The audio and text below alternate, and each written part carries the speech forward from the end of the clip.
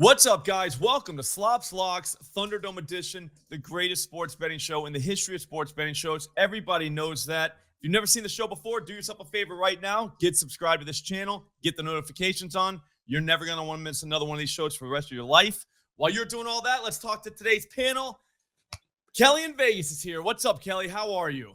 Life's good, right? Coming towards the end of NFL season, national championship game right around the corner. I feel like we've kind of hit that point where we can almost take a breath and get fully into college basketball season. So right now, just on cruise control, trying to keep picking winners, and I'm going to do better than I did last time I was on the Thunderdome. Nice. I can't do any worse. Hey, it happened. It happened to me once. I don't remember, but it did happen to me once, I'm pretty sure. Connor Allen, what's up, man? I wanted to get you back on because you were here last week. Yeah, I needed some redemption. I think I went 1-2. None of the alts hit, but my juicy under hit on Lamar Jackson. It was very nice. You were so upset that I played an under, but guess what? I got another one for this week, and I'm hyped. Ooh. Sweet. I didn't do so great myself last week. I did hit one. I think it was like a plus 130, but the other two lost, so that was not good. Neither one was my fault, though. Noah Clowney, if you remember the NBA bet, the guy had 14 points in the first half. Like, we needed 20 for the game, right? So 14. He ended with 14. So I take full responsibility, even though not my fault at all. I'm going to go first this week. Then, Kelly, you're going to go. Then, Connor, you're going to go. Okay, we're going to go snake draft. So, Connor, don't worry about it. You can go in the second round first. It's fine. Everybody wins. If you're watching this and you want to parlay all 9 of these, I say do it. I'm going to say right now, though, I'm probably not going to do it. But if you want to do it, you go ahead. We enjoy the psycho pass. I'll go first, though. Like I said, Lamar Jackson over Connor. 9.5 rush attempts, plus 105 at ESPN. This could be the most diabolical bet we've ever seen because the haters are going to say that Lamar has only done this once in his last 12 games. And for once, the haters are right. But as usual, even when they're right, they're wrong. The Ravens are just saving this guy for the playoffs, okay? He just carried the ball 15 times last week. This is the playoffs. And in the playoffs, you let your guys do what they do. I don't know if you've seen Lamar run, Connor, but he's pretty fast, okay? I think this game's going to be much closer than it was last time they played. And when push comes to shove, Lamar is just going to take off. We could even win with a couple kneel downs in this thing, which is peak quarterback rush attempt betting. Feels right. What do you think about that, Kelly? Listen, I feel like I'm on an island. I feel like I'm the only one that likes the Ravens this weekend. And that means either Lamar or Derek is going to have to get it going on the ground. I could see them mixing it up, using Derrick Henry as a decoy, sending Lamar out there for 20 yards here or there would be really nice to see. So I forgot to ask, is this an NFL only show or am I allowed to use a college play? This is Thunderdome, Kelly. You can do whatever you want to do. There's no rules in here. So I'm going to lay it with Ohio State here. I think you can get 7 in some spots here on the odds screen, and I'm shocked. Now, I know at 9, 8.5, we saw some sharp money, and that's fine, and I don't want to discredit them. And I understand also wanting to take a lot of points here against Ohio State. Was the Cotton Bowl against Texas final score a little fraudulent? Sure. We can all admit that, Texas was going in, sack fumble, Henderson, big run there right before half to get the first half cover. Fine. But this Ohio State team has been power rated higher than every single team all season long. I had Oregon fans in my mentions pissed off that I said that repeatedly. Well, we beat them. There was a little clock mismanagement, a little funny play call there by Dan Lanning, and that was all she wrote. Losing to Michigan, I ended up betting this Ohio State future. And so I feel like I'm sitting pretty and I don't need to be adding more. Then I realized that with some of my buddies, we did a Calcutta, and I actually went a lot more on Notre Dame than I do on Ohio State. So I decided, you know what? I got to dip my toe back in the water. I want to win the same amount regardless, but it doesn't matter because Ohio State is absolutely going to run away with this.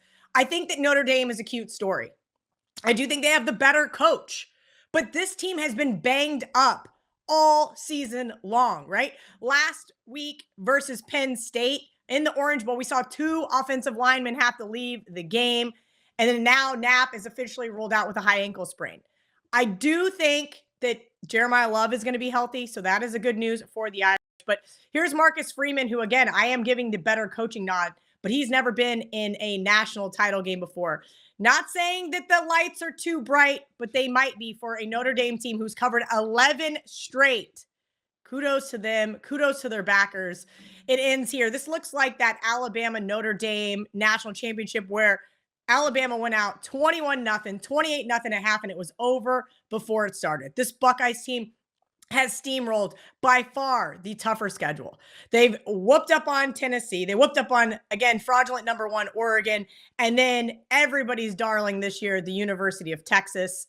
I like Ohio State here. I think you laid the touchdown, and that's where I'm going to be going here. What if I just want to bet Notre Dame? Can I do that? Of course. Like, I'm watching it with friends. I don't know. I'm scared. Now I'm really scared because I was going to take Notre Dame, and now I don't know what I'm doing. We're just going to move on, though. Connor, you're up. I'll settle my own problems on my own time. Go ahead, man.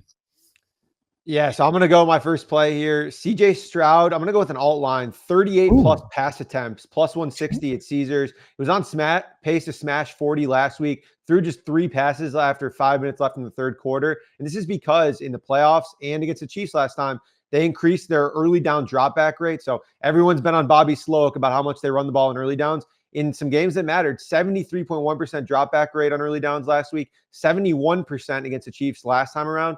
He threw 39 pass attempts against the Chiefs last time around, and that was with the Chiefs just milking the fourth quarter of that game. The Texans ran 3 offensive plays with 12 minutes left in the fourth quarter. So even though they were down, even though they needed to pass, the Chiefs milked the clock, and he still finished with 39 attempts. Chiefs defense right now, Chris Jones is healthy, so I expect the Texans not to run into the center of that. Plus, we have Joe Mixon a little bit banged up. Showed up on the injury report this week. I think we could see a pass-heavy approach from the Texans here.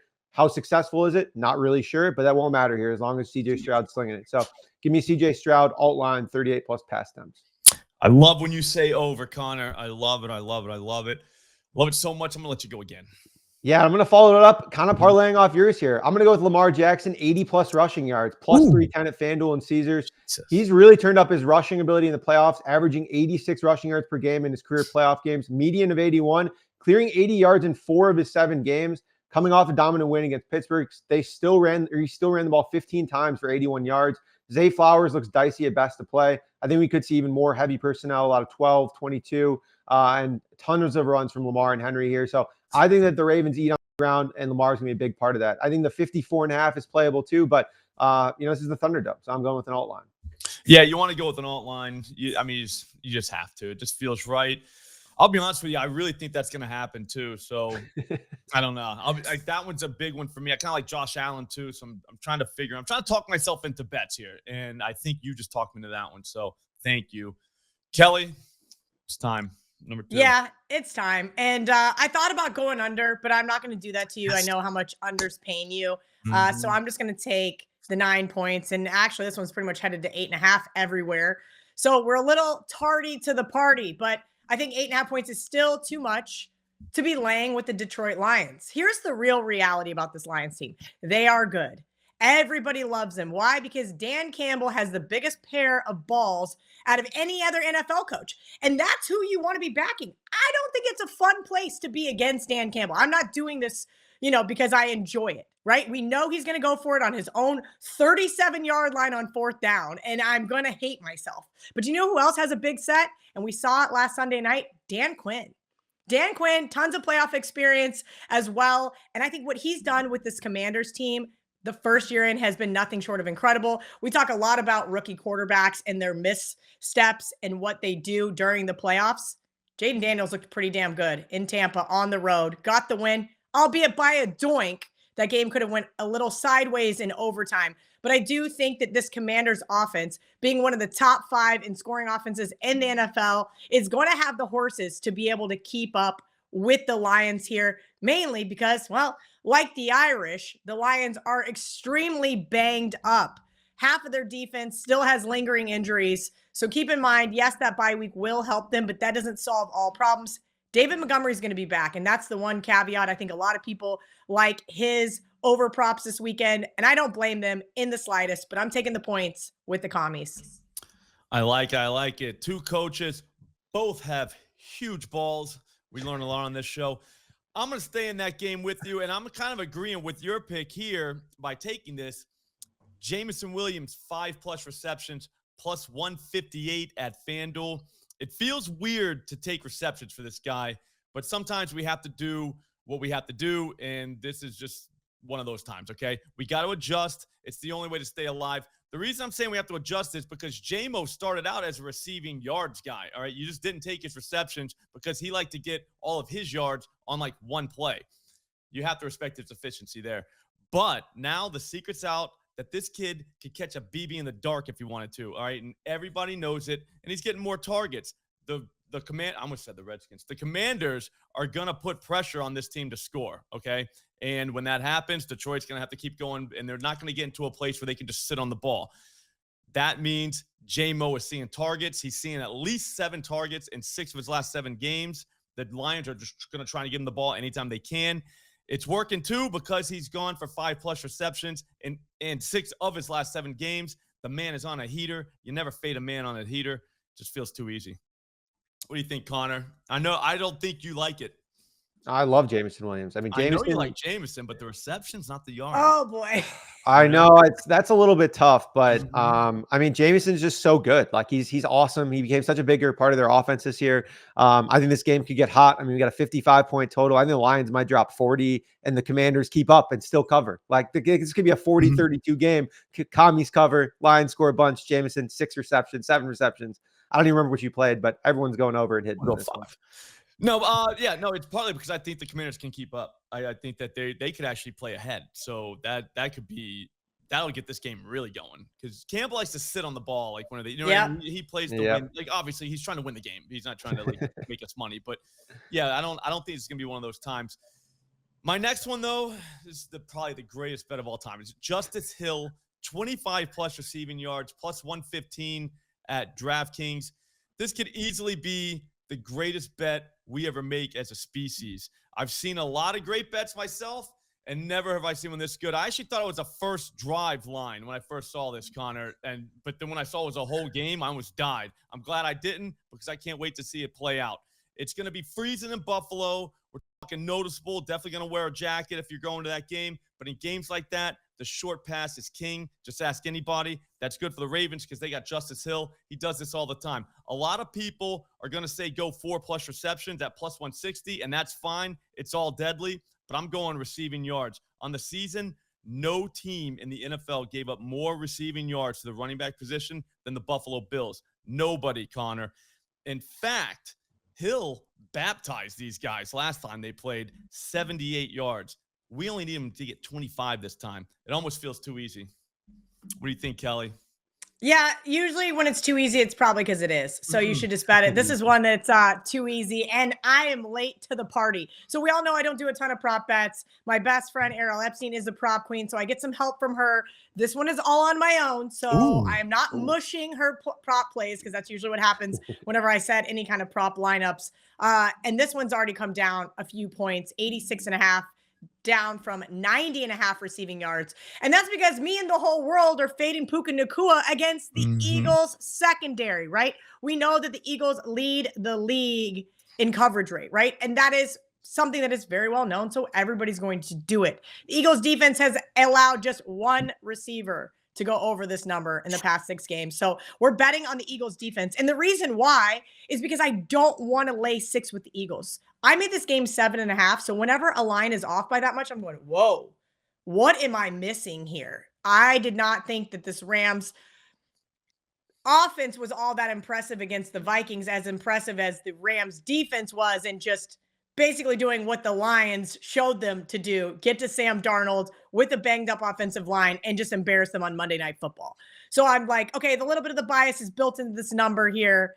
And I know, again, both teams, elite defenses here, but I don't trust Matthew Stafford in this hostile environment in Philadelphia, traveling across country on a short week, outside, freezing cold, especially with everything that is going on in LA, back home, already, having to relocate for the last week's game. That kind of stuff starts to compile on teams. Yes, I know they're professional athletes, but keep in mind that the other one that I was actually just going to do a little asterisk was looking at Saquon over. But I thought, you know what? Everybody's going to be on that. So just for you, Slop, I decided to take an under, Puka Nacua under 86.5 receiving yards. And I think it's pretty much available at all your major sports books, at least here at Hard Rock Bet in Florida. That's the current number. Ooh, nice work. I actually like that one for 2 reasons. For one, Puka Nacua really hurt me Monday night because I had him going 100 plus. It was going to be a big party. It was the whole thing. He catches a pass on, I think, their first play from scrimmage, 27 yards. I'm like, here we go. I looked at my kid. I'm like, this is so easy. And then that was pretty much it. The party was over after that because he really didn't do a lot. I mean, he caught 5 balls. I think it was like 50-something yards. But, yeah, that really hurt me because I just wanted to see something happen like that. And then the other reason is because Tommy G came on the show early in the season and told me that the Rams were the best team in the NFC. And now that they moved on past the most fraudulent, fake team I think we've ever seen in our lives, he's been texting me and telling me if they win, blah, blah, blah. I'm just like, dude, just get rid of these Rams. Get rid of Tommy G, shut him up once and for all, even though that'll never happen. But, yeah, so let's hope that happens. I'm with you. Connor, let's hear your under. Honestly, though, no pressure, but I think we're 8-0 right now by my count. So if you hit this one, that'll make us 9-0, and a lot of people will be really happy because these psychos are just going to parlay all this. They're of course. Crazy. Yeah, this is going to be another, sweat-free under here. I'm going to go with Zach Ertz under 29.5 receiving yards. I mean, this guy's by NFL standards basically geriatric. Tough matchup here against Detroit.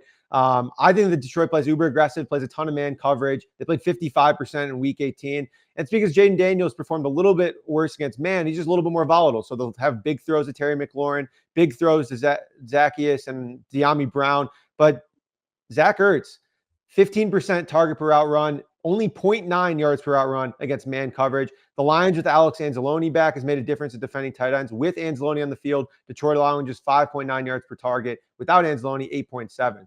Last time we saw Ertz play a team that plays as much man as the Lions do is Cleveland. Ertz caught 2 of 8 targets for 10 yards. He's old. He can't separate. He just can't. He's not going to get it done here. 30 yards might as well be 200 for Ertz. Jesus, Connor. That is such a low nut. That's such a Connor under. It's not even funny. Like, I love was it. waiting for the under 1.5 receptions for somebody or something like that. Last week, Nelson Aguilar under 1.5 receptions. That was guy ran 10 routes. He's not going to catch 2 balls on 10 routes. An actual psycho. Like, that's great. You imagine that, Kelly? Like what? Like taking an under 1.5 receptions for some rando. And I love it. I love it. You got to dig deep. Listen, you cannot be going after some of these bigger names and betting over. There's just no value. The books under 1.5 of some rant, like he just perfect. Like the quarterback's under pressure. Some just dumps it off to some dude that no one's ever heard of, and now your bet's toast. You know what I mean? It's he's got to dump it off twice. Yeah, I know, but they're getting whacked. You do it once, and you're going to be fine. They want to give him some love, and now like your bet was perfect, but you lose. It's just gross. His only catch was a fluke, anyways. It was like a broken play where he scrambled and broken plays hurt people, Connor. But it still won. It still got home. It won. You're right. It did win. So. All right. So if you did want to go the parlay route, which again, I think you're an absolute psycho to do that, which is why I like you too. But $10 is going to get you like $16K. I feel like that's a pretty good weekend. I feel like we should just do that then. Like, and I don't even bet that way. Oh, no. I mean, all right. If you do it, I'll do it. How about that?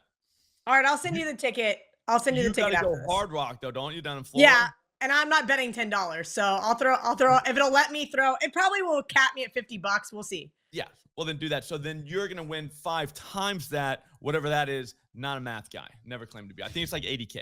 I was gonna say it's like 70, probably. Yeah, you gotta carry the number. Like, yeah, it's a lot. I need a calculator. Anyways, that was fun. That was awesome. I had a great time. I hope you did too. Find Kelly at Kelly in Vegas on Twitter, X, whatever you call it. Connor Allen at Connor Allen NFL, X, Twitter, whatever you call it. I'm Slop Rules. I'll see you later. I'm going to be back at 4 p.m. today to use the tools at OddsJam, find some bangers for tonight. Join me then. Sub to this channel. Get the notifications on. Can't wait. Have a good day.